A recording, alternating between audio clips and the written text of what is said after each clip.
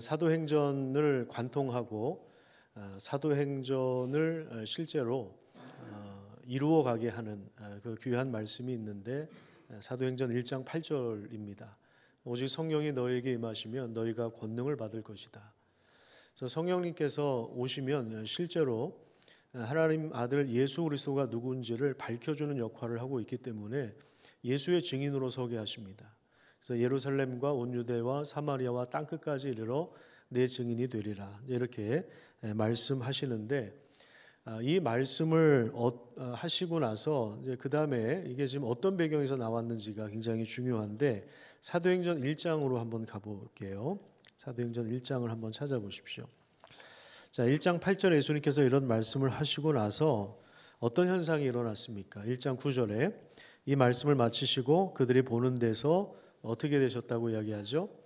올려져 가셨습니다. 이것을 승천이라고 합니다. 하늘로 올라가셨습니다. 우리가 예수님을 믿는다고 하는 것은 어떤 느낌을 갖는 것도 아니고요. 또 조금 더 착한 사람, 조금 내 삶이 개선됐으면 좋겠다 이런 차원에서 예수님을 믿는 것이 아닙니다. 예수님에 대해서 객관적인 진리를 믿는 것입니다. 이것을 우리는 사도신경을 통해서 매번 예배 때마다 고백을 하죠. 자, 하나님의 아들 예수님에 대한 고백이 이렇게 나옵니다. 그는 성령으로 잉태되신 분입니다. 동정녀, 처녀의 몸에서 나셨다는 것은 죄가 없는 하나님의 아들이라고 하는 이야기죠. 우리는 이것을 믿고 있습니다. 그리고 본디오 빌라도에게 고난을 받아 십자가에 못 박히셨습니다. 우리 죄를 대신하여 희생하신, 자기 몸을 내어주신 그리스도를 믿는 것입니다. 뿐만 아니라 다시 부활하셔서 우리에게 영원한 의로움과 생명을 주신 그분을 우리가 믿는 것입니다. 그 다음에 부활 이후에 예수님은 어떻게 되셨습니까? 하늘에 오르사 하나님 보좌 우편에 앉아 계셔서 지금 온 우주 만물을 통치하고 계신 그분을 우리가 믿는 것입니다. 그러니까 우리가 예수님을 믿는다고 간단하게 고백을 한다 하더라도 사실은 이런 엄청난 진리가 내포되어 있는 것입니다. 특별히 오늘 본문에서 좀 주목해서 볼 내용이 하늘에 오르시어 이 승천에 대한 교리도 굉장히 중요한데요. 하이델베르그 요리문답 49문에 보면 그리스도의 승천은 우리에게 어떠한 유익을 줍니까? 이렇게 질문을 합니다. 여기에 이제 세 가지로 정리하고 있는데, 첫 번째는 하늘 곧 그의 아버지의 얼굴 앞에서 예수님이 우리를 대변하고 계시다, 우리의 변호자가 되신다라고 하는 것 하고요. 두 번째는 우리의 육체가 하늘에 있다는 말입니다. 그러니까 우리가 믿음으로 예수님과 연합되었기 때문에 예수님께서 하나님 보좌 우편에 계시다고 하는 것은 우리도 하나님 보좌 우편에 함께 계신다고 하는 것을 의미하고 있는 거예요. 세 번째, 더 확실한 보증으로 그는 성령을 우리에게 보내주십니다. 그래서 성령의 능력으로 우리는 예수님을 알게 되었을 뿐만 아니라 이제 삶의 목적이 이 땅의 것이 아니라 하나님 보좌 우편에 계신 그리스도에게 초점을 맞춰서 살아가게 된 것입니다. 이렇게 정리를 하고 있는 것입니다. 자, 그러니까 부활하신 예수님께서 하늘로 올라가셨다고 하는 것과 우리의 삶이 어떤 연관성이 있느냐 할 때 굉장히 중요한 부분들을 우리에게 알려주고 있는 것입니다. 예수님은 우리를 변호하실 뿐만 아니라 우리로 또한 우리가 예수님과 함께 사실은 거기에 있는 거예요. 그래서 빌립보서에 보면 우리의 시민권은 하늘에 있다 이렇게 말씀하고 있죠. 이거는 우리의 신분이 이미 변화되었다는 것을 의미합니다. 또한 장차 우리를 하나님 보좌 우편으로 데려가실 것의 보증으로 성령을 보내주셨는데, 그래서 성령의 도우심으로 말미암아, 성령의 인도하심으로 말미암아 이제 우리는 삶의 목적을 이 땅의 것으로 삼지 않고 그리스도께 초점을 맞추고 위의 것을 찾으며 하나님 나라를 추구하면서 살아가는 것, 이것이 바로 예수님을 믿는 것의 분명하고 확실한 의미입니다. 예수님은 우리의 그리스도시며 메시아가 되셔서 하늘로 오르셨습니다. 그래서 예수님이 하늘로 오르셨다고 하는 것은 이 공중권세, 하늘과 땅 사이를 공중이라고 하잖아요. 공중권세 잡은 자 마귀의 힘을 꺾으신 거죠. 이것을 이제 마태복음 28장의 식으로 표현하자면 하늘과 땅의 모든 권세를 얻으신 것입니다. 그러니까 하늘과 땅의 모든 권세를 얻으신 예수 그리스도를 우리가 믿고 따르는 거죠. 그래서 사실은 이 복음 전파가 가능한 거예요. 이 사도행전의 역사가 가능한 것입니다. 부활하셔서 이 땅 가운데 시작된 하나님 나라 복음이 성령의 오심으로 제자들 가운데 확증되었고, 그래서 이 복음이 예루살렘 교회의 부흥으로 이어지고, 그리고 그 한 2, 3년 후에 스데반의 핍박으로 흩어진 자들이 온 유대와 사마리아와 땅끝까지 가서 복음을 전하고, 그래서 그 이후에 그러니까 8장에는 사마리아 선교가 나오죠. 사마리아 사람들, 그러니까 유대인들과 적대적이었던 사마리아 사람들에게도 성령이 임하시고, 9장으로 가서 보면 사울이 회심하게 되고, 10장으로 가서 보면은 고넬료가 회심하는데, 이 고넬료는 로마 군대의 장교입니다. 그러니까 이방인 중에 이방인이죠. 이방인이 회심하는 놀라운 역사가 일어나요. 그에게도 성령 부어주시는 역사가 일어납니다. 드디어 이제 땅끝까지 복음이 전해지겠구나, 이런 기대를 갖게 되는 것입니다. 그리고 이제 11장, 12장, 13장으로 가서 보면 드디어 이제 안디옥 교회가 태동합니다. 안디옥 교회를 통해서 하나님은 바나바와 바울을 선교사로 파송을 하시는데, 그래서 이방인 선교의 중심 거점이 바로 이 안디옥 교회예요. 이들이 이제 파송돼서 제일 먼저 간 곳이 구브로라고 하는 섬입니다. 왼쪽에 보면 중간쯤에 보면 이제 구브로 섬이 있죠. 그 이후에 버가, 비시디아, 안디옥, 이고니온과 루스드라와 더베로 갔다가 다시 예루살렘으로 돌아오는 것이 1차 전도 여행이었습니다. 물론 바울이 이렇게 스케줄을 먼저 잡고 이렇게 움직인 건 아닙니다. 성령께서 그때그때 인도하신 것이죠.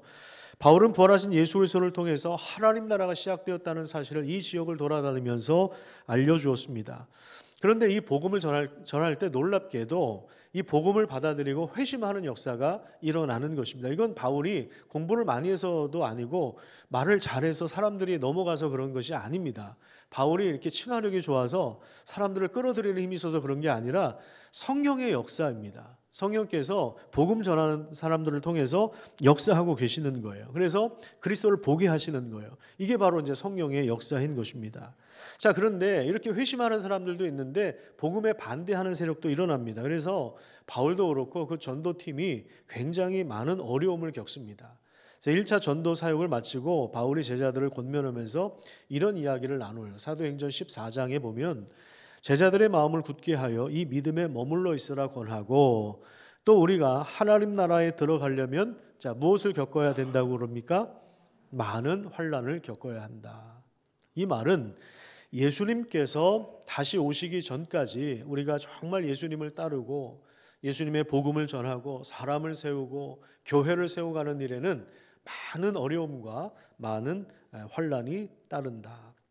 그리스도의 남은 고난을 그리스도의 몸된 교회가 함께 감당하는 과정이 우리 인생이라고 하는 것을 보여주고 있는 것입니다. 물론 예수님을 믿어도 우리가 교회를 왔다 갔다 해도 복음을 전하지 않고 그냥 내 맘대로 살면, 내 방식대로 살면 뭐 그렇게 환난을 겪거나 고난을 겪거나 어려움이 있거나 그러진 않아요. 그냥 세상 사람들이 똑같이 겪는 그 어려움을 우리는 이제 겪을 수도 있지만, 뭐 건강에 대한 이슈도 있고 또 뭐 돈에 대한 이슈도 있고 자녀 문제에 대한 이슈도 있어서, 그래서 사실 세상을 사는 것 자체가 사실은 어렵고 힘든 일인데 우리가 예수를 믿는다라고 하는 것은 세상이 너무 힘드니까 교회 가서 위로나 좀 받자, 이런 차원이 아니라는 거예요. 물론 하나님이 위로를 해주십니다. 그게 없다는 얘기가 아니라 물론 우리가 위로도 받고 평안함도 얻고 그런 것도 있는데, 더 근원적이고 더 본질적인 건 뭐냐면 예수님과 함께 고난을 받는 것입니다. 예수님을 전하고 사람을 세우고 교회를 세워가는 그 일들을 감당할 때 굉장히 많은 어려움이 있는 것입니다. 사도행전 15장을 가서 보도록 하겠습니다. 사도행전 15장. 여기까지가 이제 1차 전도 여행의 마무리였다면, 그 다음에 이제 15장 36절에 보시면 며칠 후에 바울이 바나바한테 이런 제안을 합니다. 우리가 주의 말씀을 전한 각 성으로 다시 가서, 그러니까 1차 전도 여행 때 다녔던 그 지역을 다시 가서 형제들이 어떠한가 방문하자, 이렇게 이야기를 하고 있죠. 전도라고 하는 것은 복음을 통하여 사람을 세우는 것입니다. 선교는요, 그냥 선교지 가서 건물 지어주고 건축하고 나오는 게 선교가 아니라 예수 믿는 사람들의 공동체를 세우는 것, 그것이 선교입니다. 바울은 복음을 전하고 회심한 사람들을 돌아보고 그들이 공동체가 되도록 섬겼습니다. 사도행전 뒤에 나오는 로마서나 고린도 전후서나 갈라디아서나 에베소서나 골로새서나 데살로니가 전후서나 이런 서신서들은 모두가 다 복음으로 세워진 교회들을 다시 돌아보기 위하여 보낸 편지입니다. 거기에 권면도 있고 격려도 있고 책망하는 것도 있고 잘못된 것을 바로잡는 일들도 있고 지도자들끼리 분쟁이 일어나서 그 분쟁을 해결하는 메시지도 있고 거짓 교사들이 들어와서 거짓된 교리를 이단들이 들어와 가지고 교회를 이렇게 흔들 때 그때 이제 그 이단에 대처하는 교리를 다시 전하면서 교회 공동체를 세우는 이야기가 이 사도행전 이후에 나오는 신약의 모든 내용이라고 할 수 있습니다. 그 다음에 사도행전 16장을 한번 보십시오. 거기 보면 바울이 더베와 루스드라에도 이르렀다라고 이야기하는데 이제 여기서부터 2차 전도 여행이 시작되는 것입니다. 지도를 보시면 맨 위에 빌립보라고 하는 성이 있죠. 마게도냐 사람들이 건너와서 우리를 도우라 이런 이제 환상을 보고 이제 넘어가는데 그래서 유럽의 첫 번째 성 도시가 빌립보였습니다. 여기서 복음 전하다가 물론 회심하는 사람들도 있지만 엄청나게 두들겨 맞고 그리고 감옥에 갇히기도 했죠. 그 후에 데살로니가로 이동합니다. 데살로니가에는 오래 못 있었어요. 3주, 어떤 사람은 3주 있었다고도 하고 어떤 사람은 한 달에서 3달 정도 있었다 이제 이렇게 보는데 어쨌든 3달 이상 있지를 못했습니다. 여기는 이제 이 복음을 반대하는 유대인들이 깡패를 동원해요. 폭력배들을 동원해 가지고 바울이 있는 그 집을 습격하기도 하고 하여튼 그랬어요. 그래서 급하게 도망 나와서 어디로 가냐면 베레아로 갑니다. 베레아로 갔다가 그 다음에 아덴으로 가죠. 아덴은 지금의 아테네를 말하고 있는데요. 그 다음에 이제 이동한 지역이 바로 고린도입니다. 여기도 이제 2차 전도 여행 때도 이 바울이 많은 고난을 받았습니다. 오늘 본문은 이 고린도에서 전도하는 내용을 다루고 있는데 여기서 비교적 오래 머물렀어요. 본문 11절 한번 볼까요? 18장 사도행전 18장 11절 한번 보십시오. 여기 얼마나 머물렀다고 이야기합니까? 1년 6개월, 약 한 18개월 정도 있었습니다. 지금 이제 군대 다녀오면 18개월 있는데 그 정도 기간을 머물렀습니다. 여기까지가 2차 전도 여행의 마지막이다. 이렇게 보시면 되겠습니다. 그러니까 사도행전 16장, 17장, 18장까지가 전도 여행의 마지막이에요. 고린도 도시는 한참 전성기 때는 인구가 몇 명 정도 되었냐면 약 한 75만 명까지도 되었다고 합니다. 안양시보다 더 많은 겁니다. 안양시가 한 60만 명 정도 된다고 하죠. 제가 일일이 다 세본 건 아니고 통계 자료에 그렇게 나와 있습니다. 특별히 이제 고린도와 에베소는 그 아가야 지역의 수도인데요. 주요 도시인데 우리나라도 이 주자 들어가는 도시가 옛날부터 전통적인 그 도를 대표하는 도시라고 하잖아요.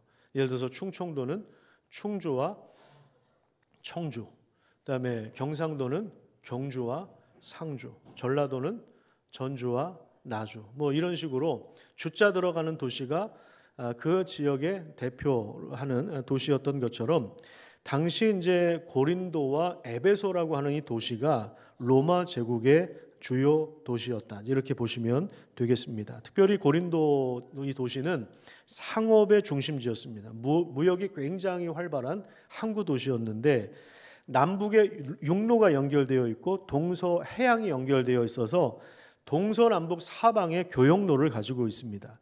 당시 아프리카, 아시아, 유럽의 모든 이 상인들이 이 고린도를 통해서 무역을 했습니다. 그래서 모든 물건과 돈이 고린도로 모이기도 하고 또 퍼져나가기도 하는 이러한 지역이 바로 고린도였습니다.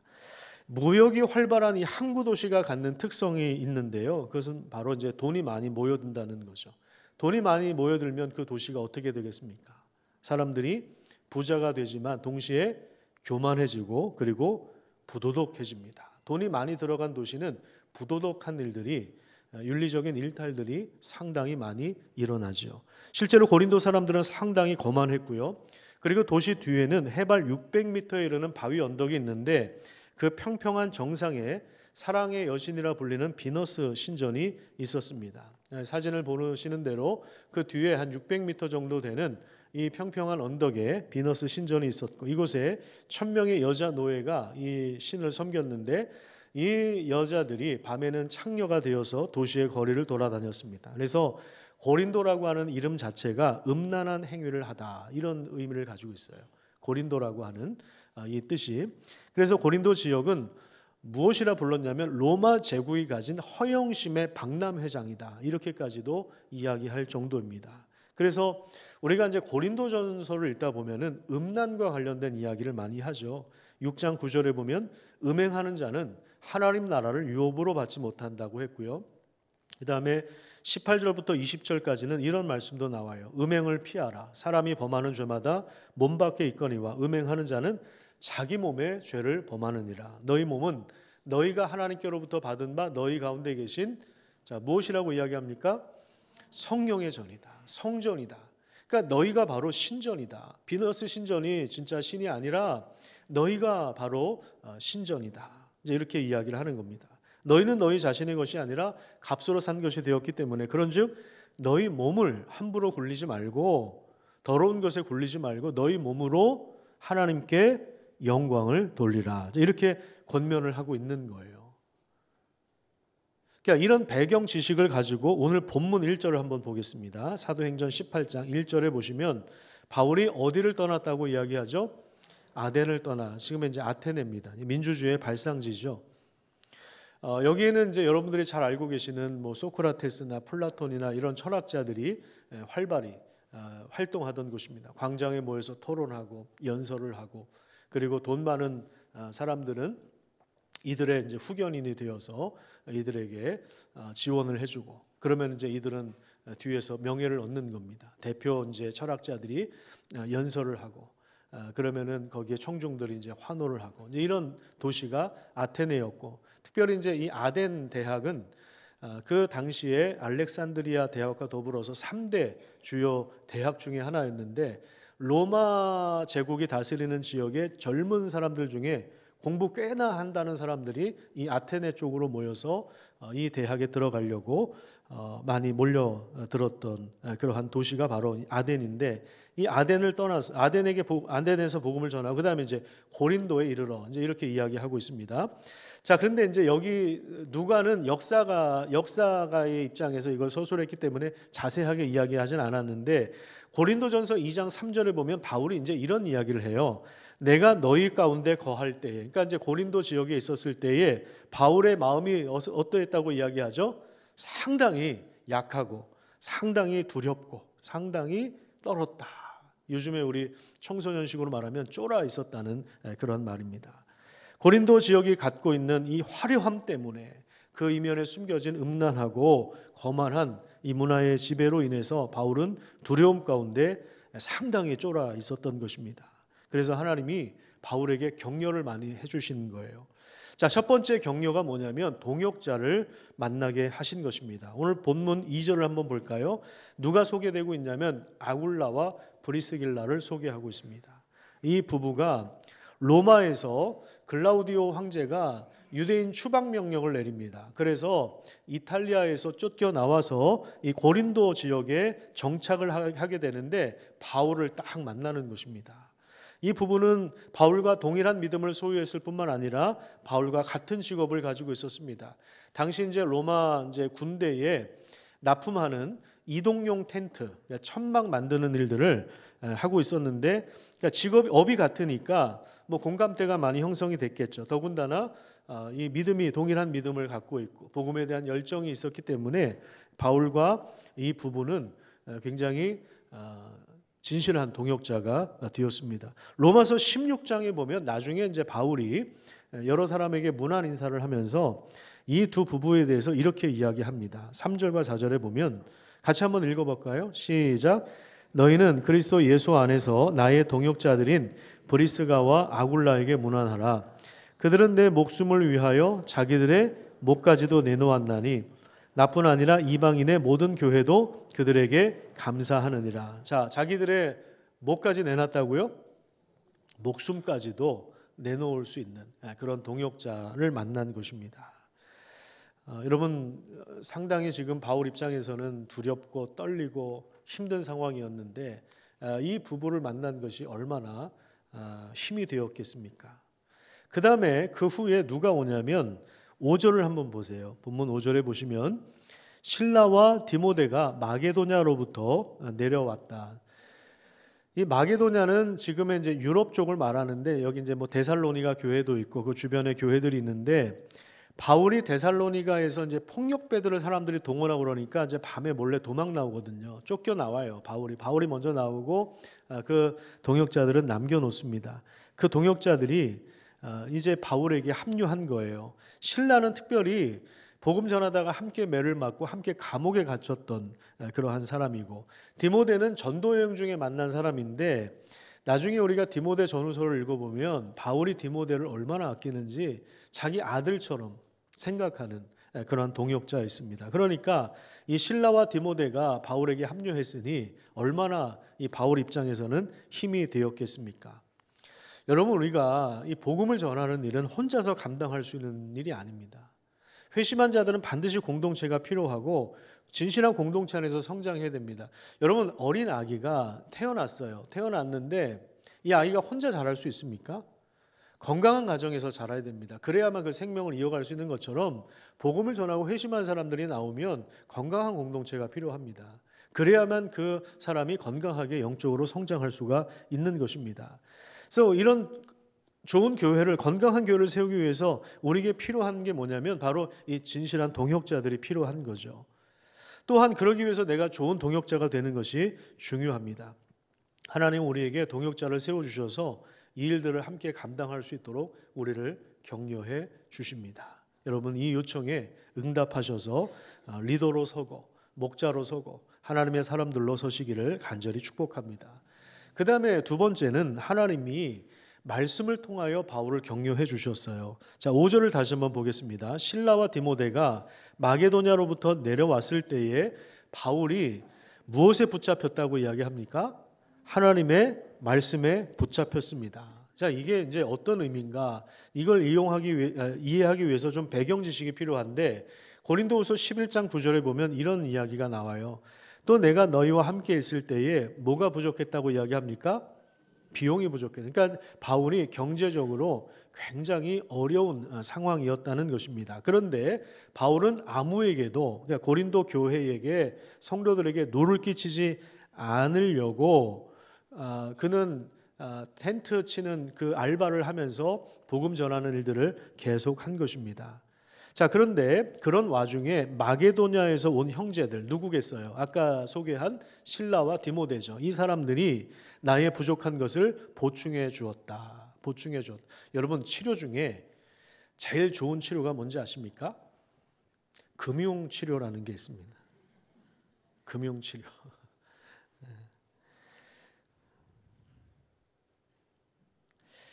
여기 지금 바울이 금융치료를 받은 거예요. 나의 부족한 것을 보충하였습니다. 지금 너무 경제적으로 힘들었었는데 이 지금 동역자들이 와서 마게도냐 지역의 교회 성도들이 모아준 선교 헌금을 가지고 온 거예요. 그래서 바울은 이제 경제적으로도 조금 여유가 있게 됐고 그러다 보니 이제 천막 만드는 일을 알바를 이제는 조금 하고 말씀 준비하고 전하는 일들을 더 했겠죠. 내가 모든 일에 너희에게 폐를 끼치지 않기 위하여 스스로 조심하였고 또 조심하리라. 이렇게 이야기를 합니다. 여러분, 이 선교 헌금을 가져왔다라고 하는 것은 그냥 돈이 왔다 이 차원이 아니잖아요. 그 성도들이 믿음이 성장하고 있었다. 그래서 우리 바울 사도를 위해서 우리가 헌금을 모읍시다 해서 선교 헌금을 보냈다라고 하는 것은 하나님의 말씀이 그 성도들 가운데 역사하고 그리고 그 말씀을 통해서 성도들이 지금 성장하고 성숙하고 있다고 하는 것을 보여주고 있는 거죠.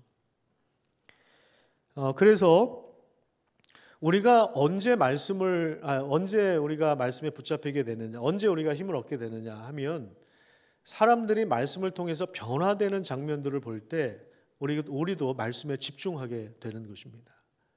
가끔 우리 성도들이 복음을 전하고 우리 성도들이 제자 훈련을 이끄미로 섬기고 이러면서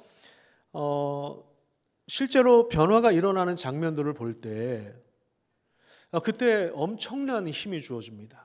엄청난 힘이 주어져요. 그래, 지금도 하나님 말씀이 일하고 있구나. 지금도 하나님 말씀은 살아있는 말씀이구나. 그래서 하나님의 말씀에 더 집중하게 되죠. 말씀에 집중하게 되면 어느새 그 말씀에 붙잡히는 그런 인생이 되는 것입니다. 여러분, 말씀에 붙잡히는 삶을 살아가시기를 간절히 축복합니다. 하나님 우리에게 말씀을 허락해 주세요. 그래서 하나님의 말씀에 붙잡히도록 역사하시는 것입니다. 세 번째는 환상을 통해서 하나님이 바울을 격려하세요. 7절을 한번 볼까요?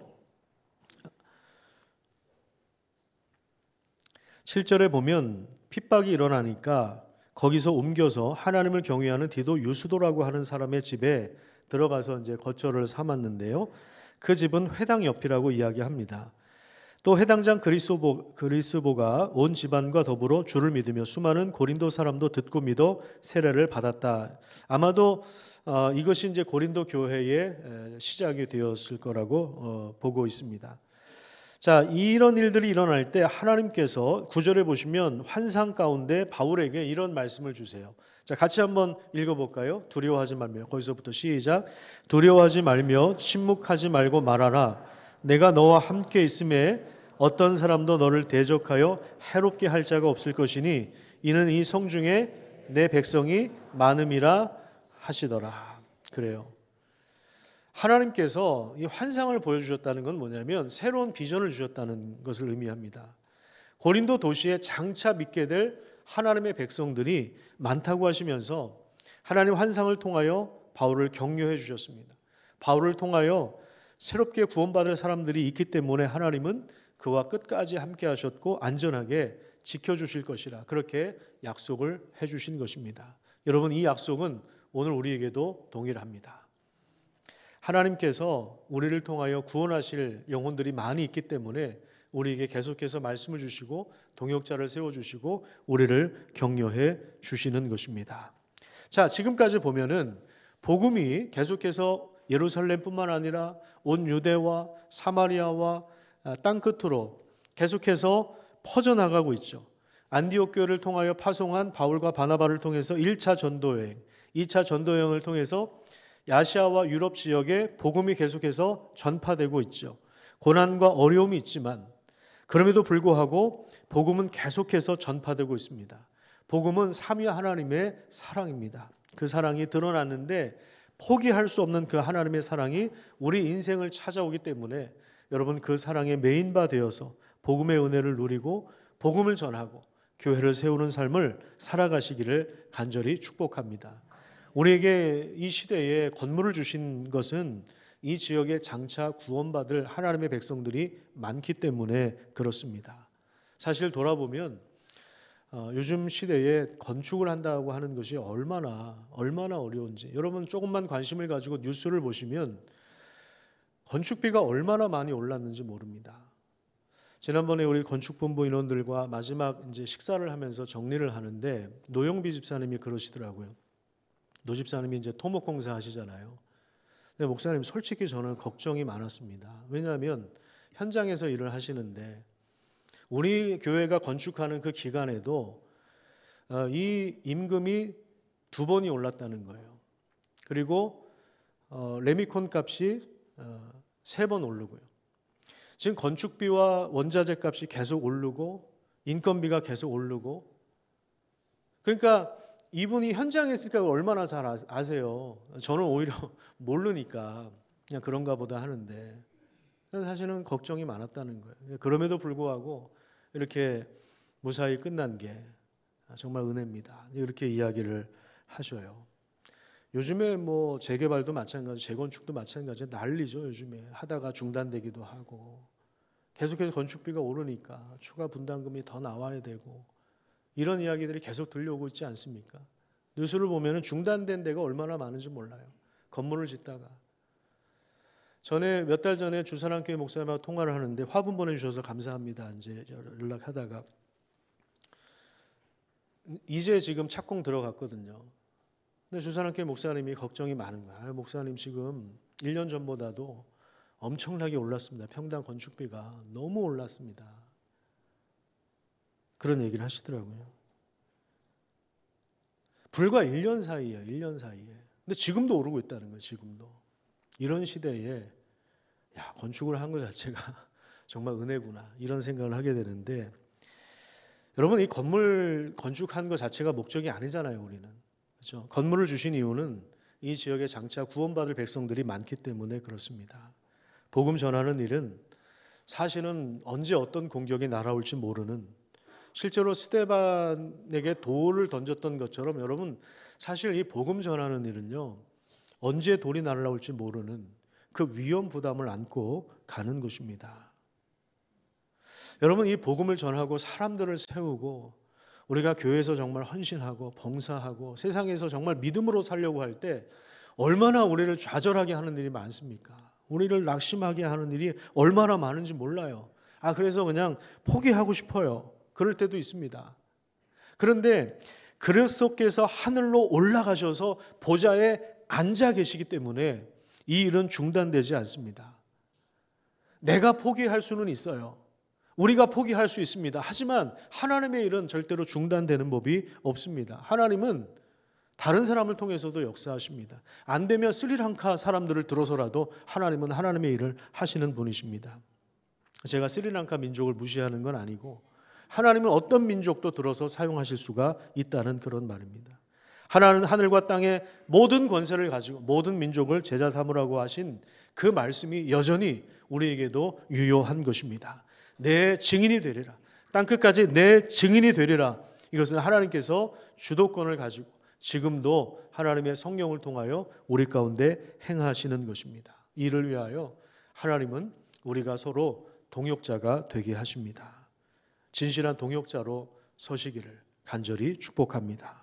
그리고 하나님의 말씀에 붙잡히시기를 축복합니다. 그 사랑에 매여서 하나님을 기뻐 노래하는 가운데 믿음으로 교회를 세워가는 그러한 우리의 삶이 되기를 간절히 축복합니다.